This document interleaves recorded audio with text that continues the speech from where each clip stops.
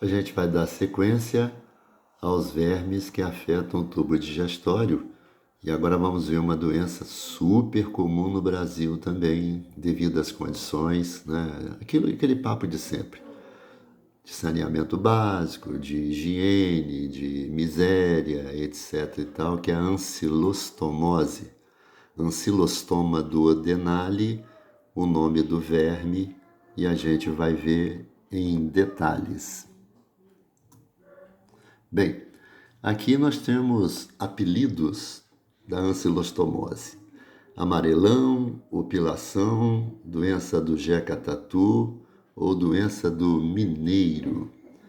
Esse amarelão, porque toda pessoa que tem a ancilostomose ou a doença do Jeca-Tatu, ela fica com a pele assim muito amarela, certo? A gente vai entender o porquê dessa característica, né? Ter a pele amarela.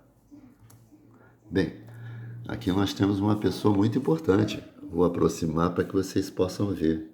O Monteiro Lobato. O Monteiro Lobato foi o homem, né, do sítio do Pica-Pau Amarelo, como vocês conhecem bastante, e ele criou esse personagem que eu vou aproximar aqui, ó, o Jeca Tatu. Observem aí quem é o Jeca Tatu, né? O Jeca Tatu, de acordo com o Monteiro Lobato, seria aquele cidadão que mora na roça, muito pobre. Olha aí a cara dele, desanimado, cansado, sem energia para produzir nada. Por quê? Porque ele tem um verme, né? Aliás, um não, né? Vários vermes, porque esse verme é muito pequenininho, não passa de 1 centímetro, mas o intestino dele está cheio de vermes e, com um detalhe, sugando o sangue dele. Aí ele fica anêmico, desanimado e também com a pele amarela, exatamente porque os vermes se alimentam de sangue. O Monteiro Lobato, né? Tá aqui, o Monteiro Lobato, aqui a gente tem uma caricatura dele. Ele foi muito criticado porque ele chegou a dizer que o Jeca não é assim, né? O Jeca está assim. E se nós dessemos a ele condição de vida, etc e tal, né? Ele produziria muito mais e o Brasil sairia ganhando com isso. Bem, agora aqui está uma coisa super curiosa, né? Novamente, uma figura do tal do Jeca Tatu. E agora eu vou chamar a atenção para um detalhe que está aqui, ó. O pé descalço, né? E por que isso? Porque o pé descalço é um detalhe principal, porque é por aqui que a larva penetra. Ué, mas como assim? Ah, então, a pessoa que tem a doença, também ao evacuar, elimina ovos. Só que esses ovos ficam no solo, num solo úmido e ao mesmo tempo quente, né? E aí as larvas se libertam desses ovos. As larvas podem viver até 1 ano no solo e podem penetrar ativamente através do pé descalço. E aí o que essas larvas vão fazer? Vão fazer aquele mesmo ciclo que a lombriga faz, aquele ciclo cardiopulmonar, né? Ou seja, vão passar do sangue para o fígado, depois para o coração, depois para os pulmões, também vão ficar lá nos pulmões durante um período, provocando aqueles sintomas semelhantes da pneumonia, uma coisa muito parecida com a lombriga. Porém, o modo que você adquire o amarelão, né, é diferente. Aí, uma figura que eu já mostrei a vocês, né? Olha só, esse cidadão aí, mais uma vez, sendo retratado como Jeca Tatu, né? Evacuando no mato. E aqui a gente mostra que nessas fezes nós vamos encontrar larvas que vão sair dos ovos das fezes desse indivíduo. E aí A família dele, por exemplo, que também tem esse hábito, já que ele não tem instalações sanitárias em casa, a família vai evacuar também no mato, as crianças vão andar aqui nesse mato, e aí a larvinha do verme vai penetrar pelo pé, e aí mais uma pessoa, né, vítima da ancilostomose. É por isso que essa doença é tão comum no Brasil, né? Infelizmente, né? A gente fica falando tanto em saneamento básico, né?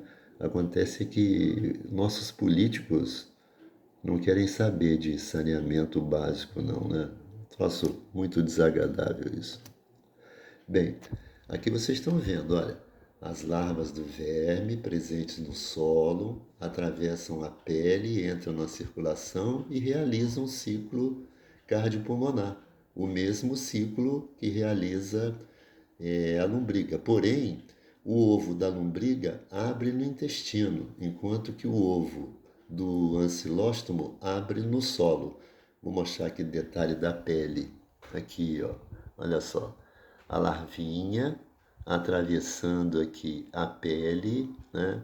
E ela vai atingir o tecido conjuntivo imediatamente embaixo e com isso vai cair na circulação, realizando o ciclo cardiopulmonar.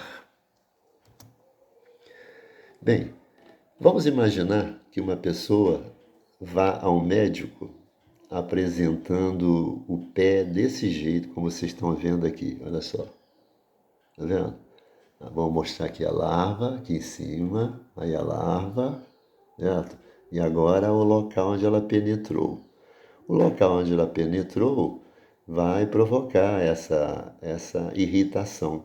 Não pensem vocês que é fácil identificar, por exemplo, se eu for a um dermatologista, identificar exatamente o que aconteceu. O que pode facilitar, né, é o modo de vida da pessoa, né? Por exemplo, você mora em zona rural, etc e tal, você tem instalações sanitárias, o histórico, né, dessa pessoa, ou então talvez pelos sintomas que essa pessoa já esteja apresentando, mas se for no início, fica até difícil dizer exatamente, será que isso aí poderia ser uma micose qualquer, né? Não é muito fácil o diagnóstico não, mas o local onde a larva penetra provoca essa irritação.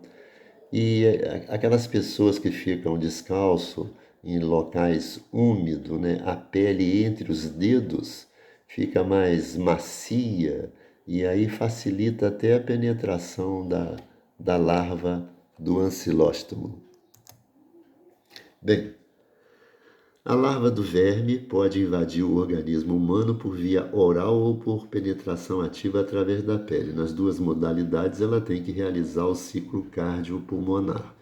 É mais difícil essa penetração por via oral. Alguns até negam, inclusive a apostila nem cita a penetração por via oral, creio eu, e sim através da pele, né, do solo para a pele. Bem, vamos lá. Aqui está escrito, olha, vermes adultos fixados no intestino. Vamos dar um close aqui neles. Eles são pequenininhos, não passam de 1 centímetro e estão agarrados aqui na parede do intestino, sugando sangue.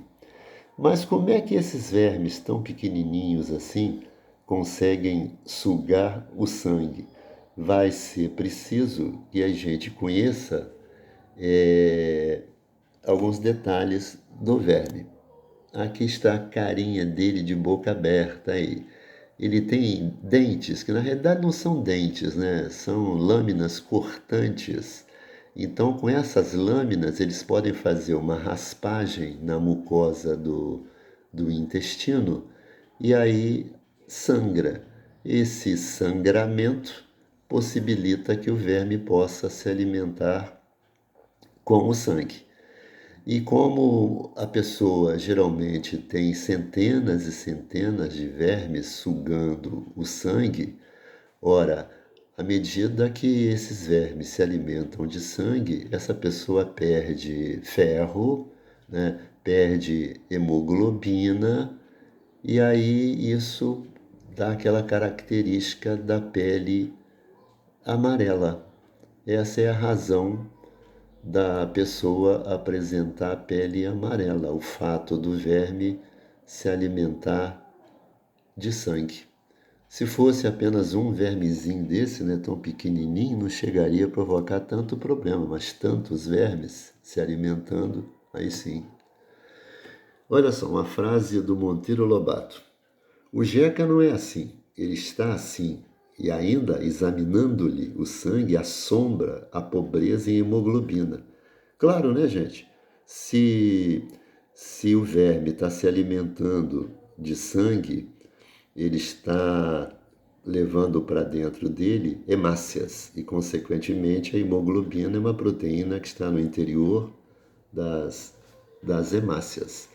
O Monteiro Lobato, quando defendeu, né, dizendo que o governo tinha que fazer algo pelo Jeca Tatu, dar melhores condições, né, de vida, ele foi muito criticado. Bem, e aí os sintomas, olha só, anemia. É bom lembrar que essa anemia é a anemia ferropriva, porque quando você fala em anemia, né, pode ser anemia por cálcio, anemia por proteína, anemia por vitamina, mas nesse caso aqui particular, é uma anemia por carência de ferro, por carência de hemoglobina, por carência de hemácias, já que o verme se alimenta de sangue. Lesões na parede do intestino, porque como eu mostrei a vocês, o verme tem umas placas cortantes com as quais ele usa para raspar a mucosa do intestino. A pele amarelada também já foi explicada, né? A pessoa perdendo sangue, perde hemoglobina, perde ferro, e isso dá aquele tom amarelado à pele. Os sintomas semelhantes à bronquite é a presença da larva no aparelho respiratório. Mesma coisa a pneumonia, né? Sintomas semelhantes da pneumonia, porque o verme não, né? A larva está presente lá nos pulmões. E aqui um fenômeno curioso. Vou até aproximar, ó, a geofagia. Geo é terra e fagia é comer. As pessoas sabem que uma criança, por exemplo, quando fica com vontade de comer terra, aí tem sempre alguém que comenta assim: Ih, deve ser verme, e geralmente é mesmo. É difícil explicar esse fenômeno, né? Mas a pessoa sente vontade de comer terra. É como. É algo parecido, gente, com um cachorro, por exemplo, que quando está com dor de barriga, não está conseguindo evacuar, come capim. Será que alguém informou para o cachorro que comer capim, já que o capim tem celulose, isso provoca um peristaltismo, um movimento do intestino e facilita a evacuação? Não, é uma coisa instintiva, né? Mesma coisa, uma criança comendo terra é como se ela quisesse instintivamente, na sua condição animal, né, e não na sua condição humana, recuperar o ferro que ela está perdendo por ação do verme. É um fenômeno super curioso, né? A geofagia. Muito, muito interessante, né? Mas bastante conhecido em regiões assim de zona rural.